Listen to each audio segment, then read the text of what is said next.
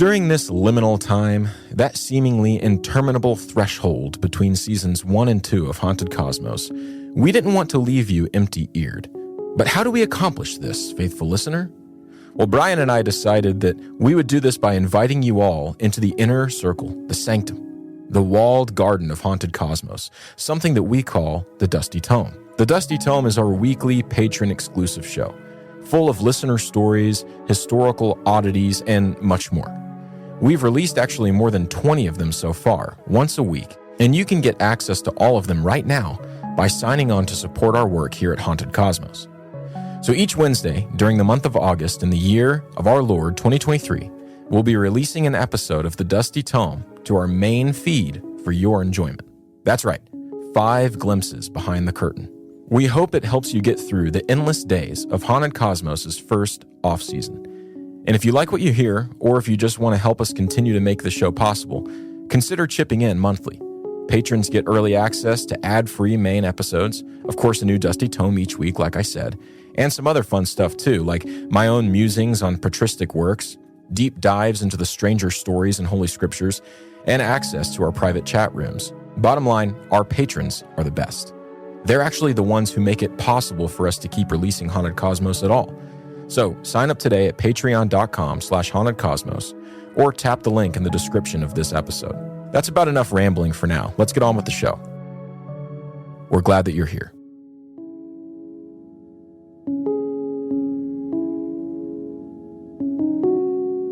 Today's episode of the Dusty Tome is going to be another example of one of those historical oddities, the kind of thing that I personally just can't get quite enough of. And maybe you've heard of this thing before, but maybe you just haven't heard quite how the whole thing actually played out. We hope to provide that for you tonight with historical context, as well as plenty of weird strangeness. So please, sit back, relax, and enjoy this Dusty Tome episode on Houska Castle.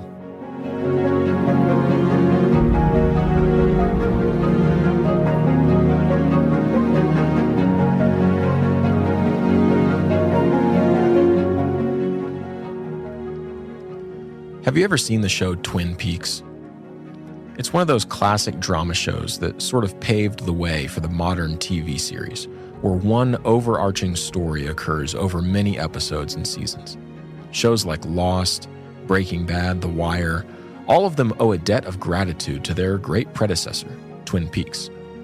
Now, by the way, I'm not really endorsing any of these shows. In fact, I myself have only ever seen Lost and Twin Peaks. I wouldn't recommend Lost because it's garbage after a short while, and I wouldn't recommend Twin Peaks because it quickly becomes a bit more R-rated than I think is healthy. Having said that, though, the foundational story of Twin Peaks is very compelling, it's very good, and it's very well told. There's a murder of a young woman in a small Pacific Northwest town, and an eclectic and weird FBI agent is tasked with coming in to investigate, since the local police are not equipped to handle such a case. And from there, well, drama ensues. And if you're familiar at all with the story, you know exactly what I mean. There's this thing that happens as you watch it, where you feel like at any moment some jump scare might happen and send you, but it never does. You're just stressed from start to finish, but in one of those entertaining ways, a fun way. A way that makes you sit back at the end and say, man, how did they do that? But I digress. The reason I'm talking about this show at all is because of one really iconic thing that happens in the middle of the first season. The father figure of this young woman who was killed, and the anguish and stress and tension of it all, no spoilers, wakes up one morning to find that his hair, previously black, had turned white overnight. It's one of those things that you see it and it seems ridiculous, almost comedic, and it's shoved into this piece of dramatic art dealing with heavy themes. It seems out of place, so much so that it leaves you thinking, wait a minute, do they know something I don't? Does this actually happen to people? Well, shockingly, the answer seems to be yes. On very rare, and specifically, though admittedly subjectively, stressful occasions, the person experiencing high stress may wake up one morning to find their hair completely turned to to a stark white. Its technical name is Canities subita syndrome, though it's colloquially referred to as Marie Antoinette or Thomas More syndrome. During the French Revolution, Marie Antoinette suffered this very thing as a result of her capture following a failed flight from Versailles. Thomas More, on the other hand, well, he was a criminal on death row, and he woke up to the morning of his scheduled beheading to find that his hair was bleached snow white. And I'm sure many of you have heard similar stories of this happening to, maybe soldiers in World War I and World War II. Maybe they're suffering shell shock or a bombing from the German Blitz. But the oldest recorded case of this is from the Jewish Talmud. And as the story goes, a young Jewish scholar, only 17 years old, developed all white hairs overnight due to overwork. On the flip side, the most recent recorded case of this is from the medical journal Archives of Dermatology, and it was in 2009. Business owners and IT leaders, turning your data into a tool for growing your business can be overwhelming. Unlock the power of your data with White Tree Solutions. White Tree Solutions is your trusted partner for data and analytics solutions. They're dedicated to serving your organization no matter its scale. Their experienced team of technologists will be by your side, helping you build a data strategy, leveraging analytics, streamline data operations, or even navigate the frontier of artificial intelligence to help your business win. Stop letting your data be your biggest headache.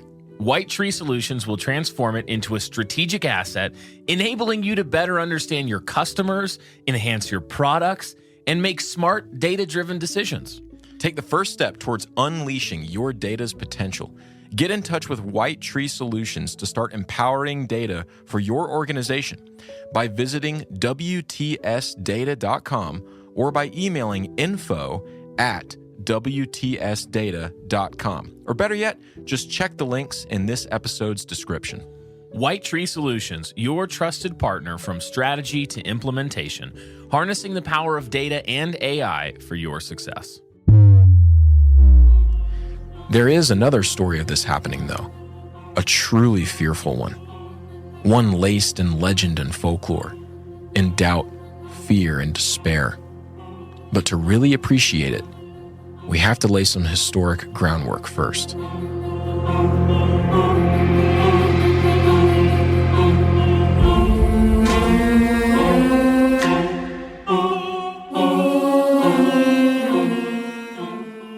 In 827 AD, a young prince named Slavobor was born into the royal Sorbian family, and he grew and eventually took the throne in 859, and he proved himself to be a leader loved by his people.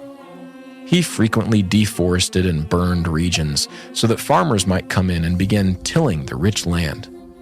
He defended his people well and instituted political reforms that overall were very popular.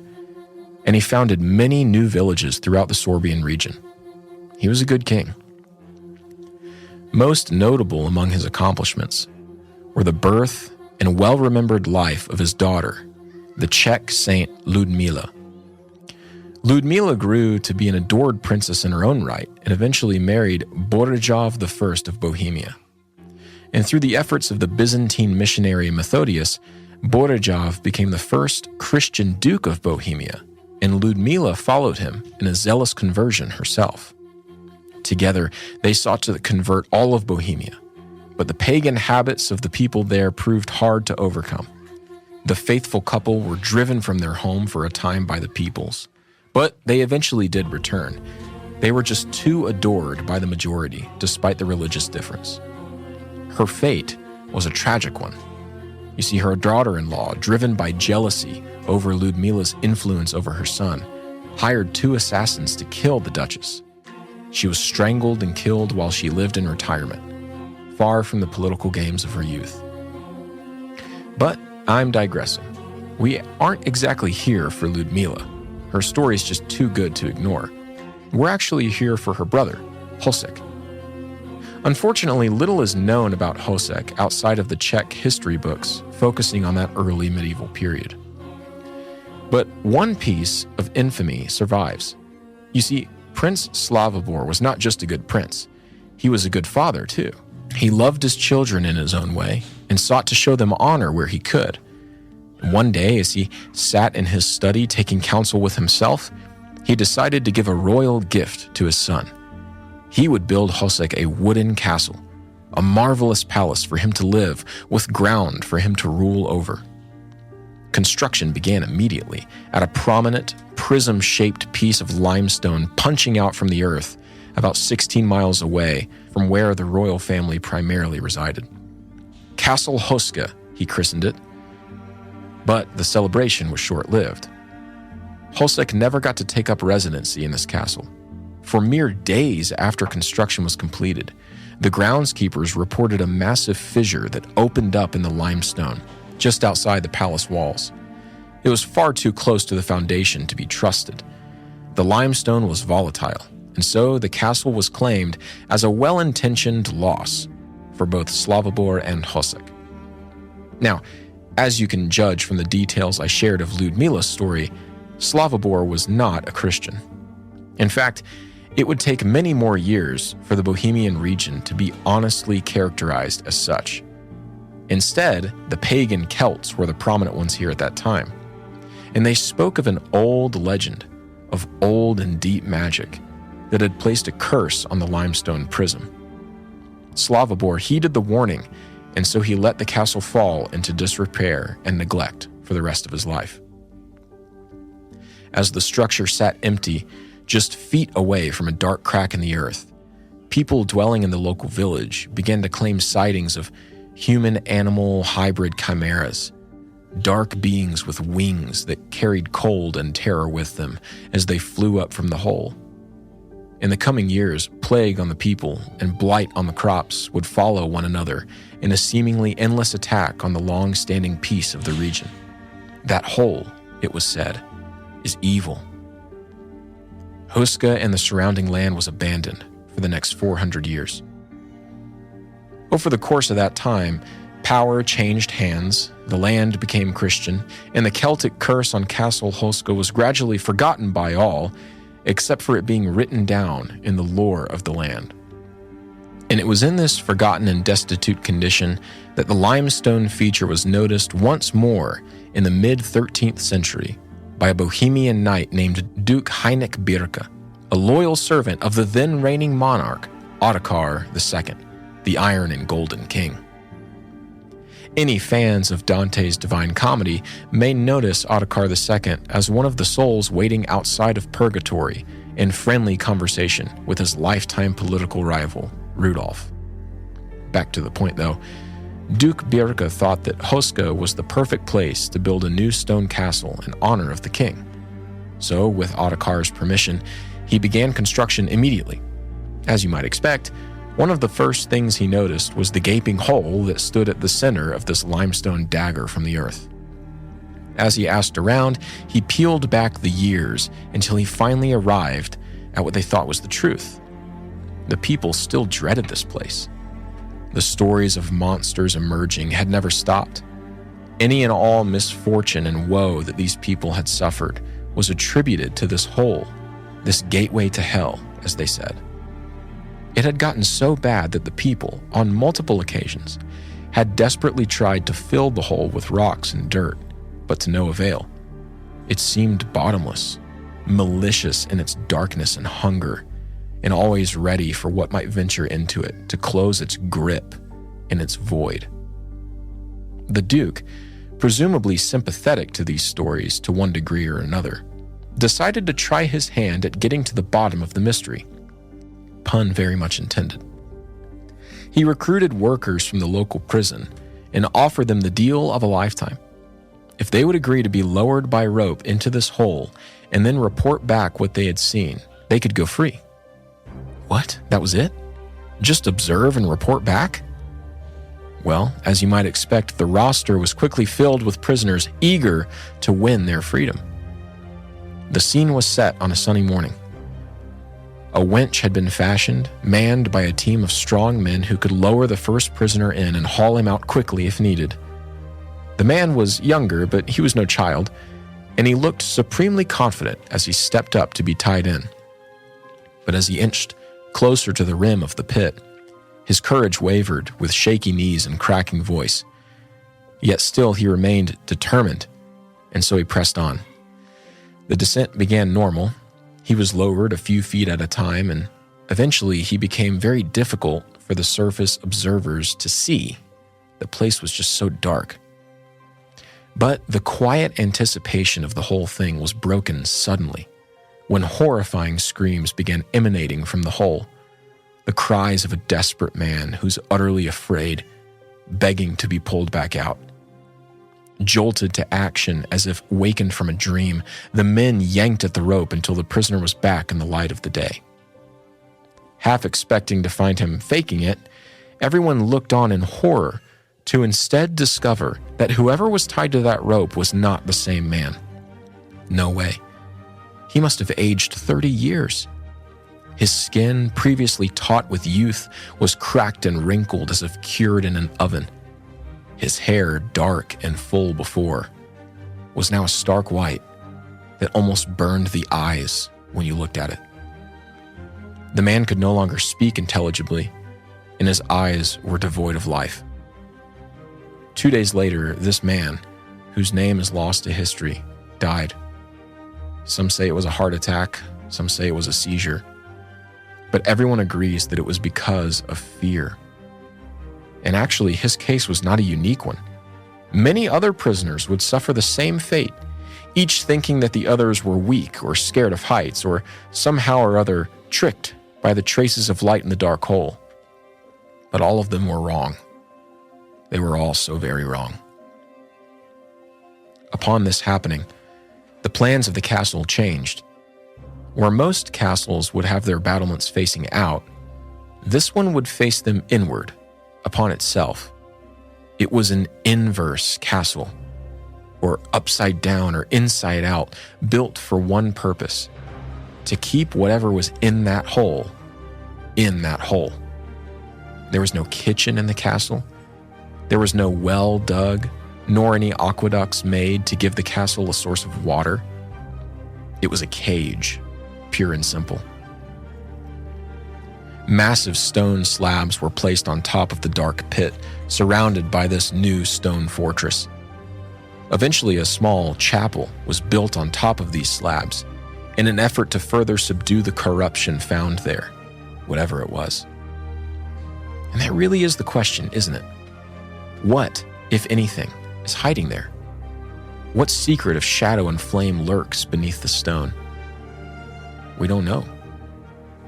But the ancient frescoes that pepper the walls of the Houska chapel may provide some clues. Many of them depict winged demons rising from the castle to terrorize the local villages. Some show a chimera of a lion's body with a woman's torso, whose left hand has drawn the bow, arrow aimed at the neck of a peasant farmer. And just so you know, the left-handed bow is the sign of deceit, of evil cunning, of betrayal and lies. Yet more of these pictures show what appears to be depictions of the Archangel Michael running through the devil himself with a spear at the end of days, a reminder for all who step foot in this historically dark place to not forsake hope. But while these pictures provide some options, how could we imagine anything they depict actually being there?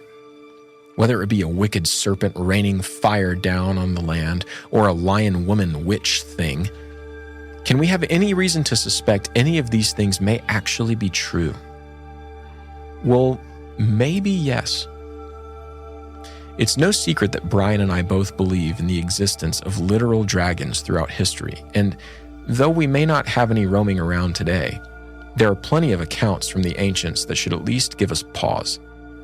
And if a terrifying and massive flying lizard that can spit fire from its mouth existed, well, perhaps some other monstrous things have walked the earth too. Who's to say? I'll leave you with this short story of just such a monstrous encounter. And it should leave us wondering what, if anything, could be hiding under Houska Castle.